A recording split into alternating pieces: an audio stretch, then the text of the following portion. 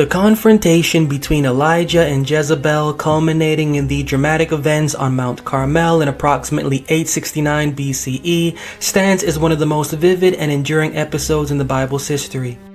Recorded in the book of 1 Kings chapters 17 to 19, this clash transcends its ancient setting to pose timeless questions about faith, power, identity, and the human condition. It's not merely a story of a prophet and a queen locked in a contest of wills. It is a profound meditation on the nature of belief, the fragility of conviction, and the seemingly endless struggle between truth and religious illusion. To unpack this great showdown, we must jump into its historical roots, examine the characters of Elijah and Jezebel as embodiments of opposing worldviews, analyze the theological stakes of the Mount Carmel trial, and reflect on the philosophical implications that resonate into our modern age. To fully grasp the significance of the Mount Carmel showdown, we must first situate it within the turbulent landscape of 9th century Israel. Following the death of King Solomon, the united monarchy of Israel splintered into two rival kingdoms, Judah in the south and Israel in the north. By the reign of Ahab, king of the northern kingdom, Israel had entered a period of relative prosperity but profound spiritual instability. Ahab's marriage to Jezebel, a princess from the Phoenician city of Sidon, was a strategic alliance meant to strengthen ties with the powerful maritime culture of the Eastern Mediterranean. Yet this union brought more than political benefits. It introduced a seismic shift in Israel's religious life. Jezebel, daughter of Ethbaal, king of Sidon, arrived in Israel not as a passive consort, but as a cultural and theological revolutionary. She carried with her the worship of Baal, the Phoenician storm god, and Asherah, the mother goddess, deities whose cults promised fertility, rain, and prosperity. Under her influence, Ahab embraced these foreign gods, erecting altars and temples to Baal and allowing Jezebel to sponsor a formidable religious establishment. 450 prophets of Baal and 400 prophets of Asherah. This was no mere adoption of new rituals. It was a deliberate challenge to the monotheistic covenant that had defined Israel since the days of Moses. The worship of Israel's deity, with its emphasis on exclusivity and moral rigor, clashed with the polytheistic, pragmatic ethos of Phoenician religion. Jezebel's agenda was clear. She sought to modernize Israel, aligning it with the cosmopolitan trends of the ancient Near East, even if it meant uprooting the faith of its ancestors. This shift did not go unchallenged. The prophets of Israel's deity, a remnant of Israel's traditional religious order, resisted Jezebel's reforms with fierce tenacity. Her response was ruthless. She ordered their extermination, driving the survivors into hiding. By the time Elijah emerged as their champion, Israel was a nation adrift, its people caught between the austere demands of their deity and the seductive allure of Baal. It was into this fractured world that Elijah stepped, igniting a confrontation that would test the soul of a kingdom. Elijah, known as the Tishbite from Gilead, is a figure shrouded in austerity and mystery. His name, God of Yah, is a bold assertion of allegiance, a banner raised against the tide of idolatry sweeping Israel. Unlike the polished priests of Baal or the courtiers of Ahab's palace, Elijah was a man of the wilderness, clad in a rough mantle of camel hair and a leather belt, his appearance a stark contrast to the opulence of Jezebel's retinue. He emerges in 1 Kings 17 with no preamble, no genealogy, simply a voice declaring divine judgment. As the Lord God of Israel liveth, before whom I stand, there shall not be dew nor rain these years, but according to my word. With this pronouncement, Elijah initiates a drought that lasts 3 years, a direct assault on Baal's supposed dominion over the weather. The drought was more than a natural calamity. It was a theological statement.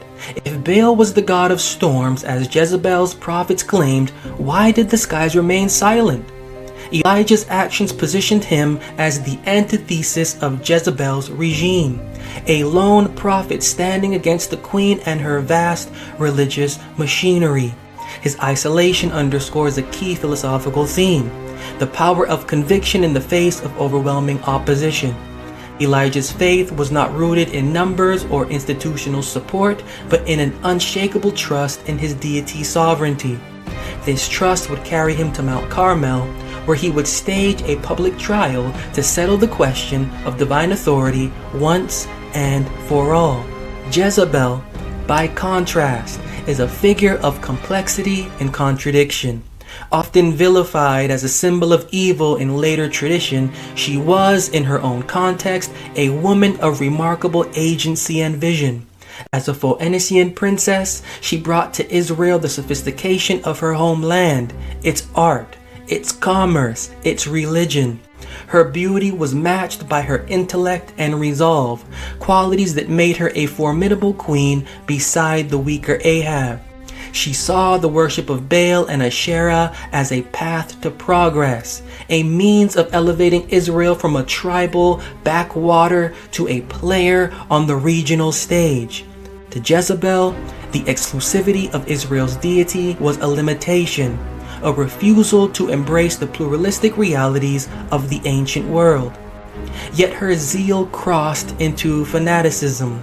Her campaign against the prophets of Israel's deity was not merely a political maneuver, it was a crusade to eradicate a rival worldview.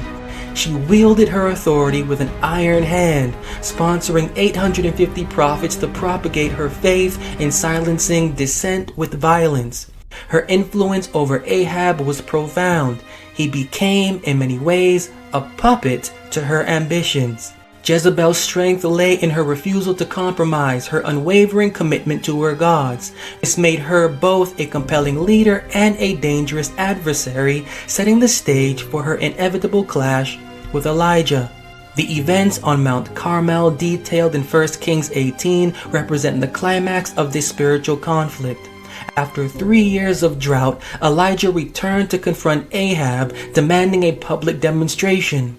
"Send and gather to me all Israel unto Mount Carmel, and the prophets of Baal 450, and the prophets of the groves 400, which eat at Jezebel's table." The choice of Mount Carmel was significant. A prominent ridge overlooking the Mediterranean, it was a neutral ground, a place where the people could witness the contest firsthand.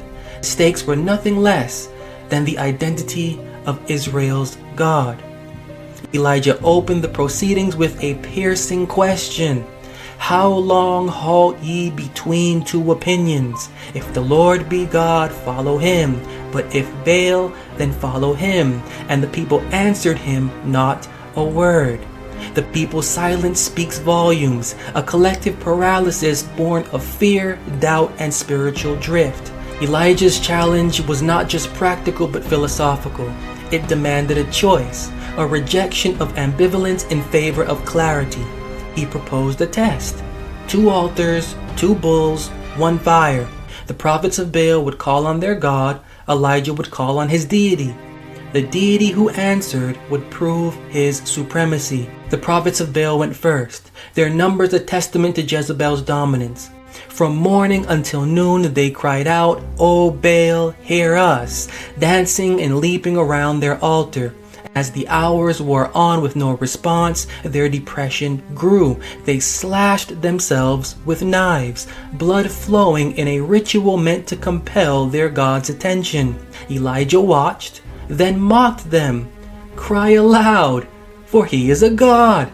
Either he is talking, or he is pursuing, or he is in a journey, or peradventure he sleepeth and must be awaked." His sarcasm was a theological critique, exposing the absurdity of a God who could be absent or indifferent. When their efforts failed, Elijah took his turn. He rebuilt an altar to his deity using 12 stones, symbolizing the unity of Israel's tribes under their ancestral covenant. He arranged the wood, placed the bull, and then, in an act of radical faith, ordered the altar drenched with water. 4 jars poured 3 times until the trench around it overflowed. In a land gripped by drought, this was a deliberate escalation, a surrender of precious resources to underscore his trust in his deity. At the time of the evening sacrifice, Elijah prayed, "Lord God of Abraham, Isaac, and of Israel, let it be known this day that thou art God in Israel, and that I am thy servant, and that I have done all these things at thy word. Hear me, O Lord, hear me, that this people may know that thou art the Lord God, and that thou hast turned their heart back again." The response was immediate. Fire fell from heaven, consuming the sacrifice, the wood, the stones, the dust, and the water. The people fell on their faces, proclaiming, "The Lord, He is God. The Lord, He is God." Elijah's triumph was decisive. He ordered the prophets of Baal seized and executed at the Kishon Valley, a grim act of retribution that cemented his deity's victory. Yet the story does not end in unqualified triumph. When news reached Jezebel, her response was defiant.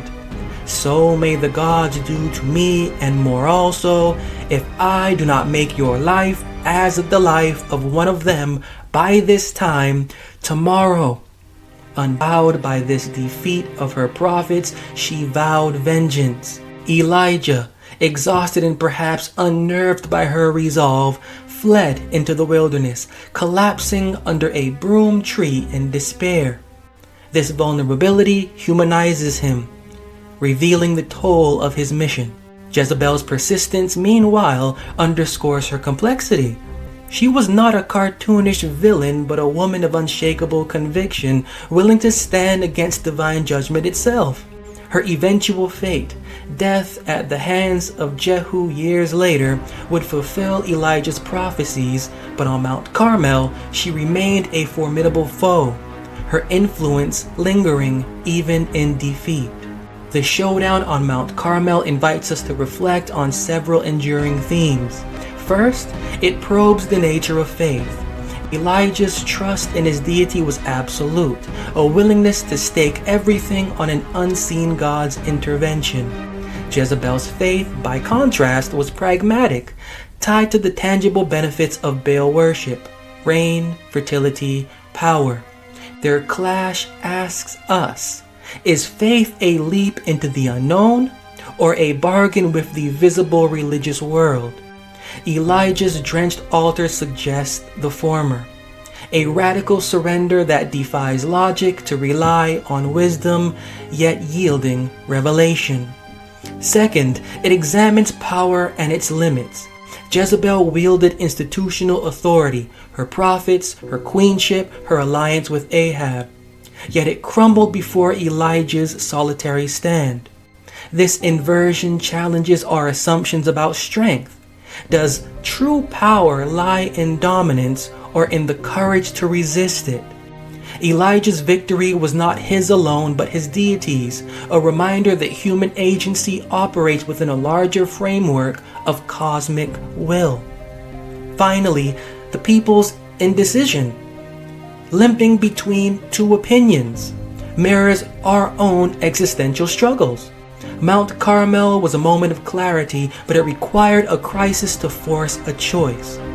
How often do we, like the Israelites, hover in ambivalence, unwilling to commit until the stakes are undeniable?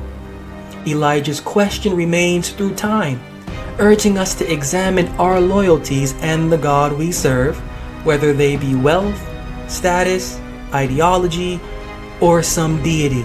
The epic showdown on Mount Carmel was a turning point for Israel, a reaffirmation of the covenant of Israel's deity amid a rising tide of idolatry. Elijah emerged as the prophet of fire, a figure whose legacy would inspire generations, while Jezebel became a cautionary tale of hubris and defiance. Yet their story is not a simple morality play. It is a mirror reflecting the tensions within us all. Elijah's faith and Jezebel's resolve, the people's wavering and the fire's descent, speak to the human quest for meaning in a religious world of competing fabrications. As we think on this ancient clash, we are left to ask, what altars do we build, and what will it take for fire to fall?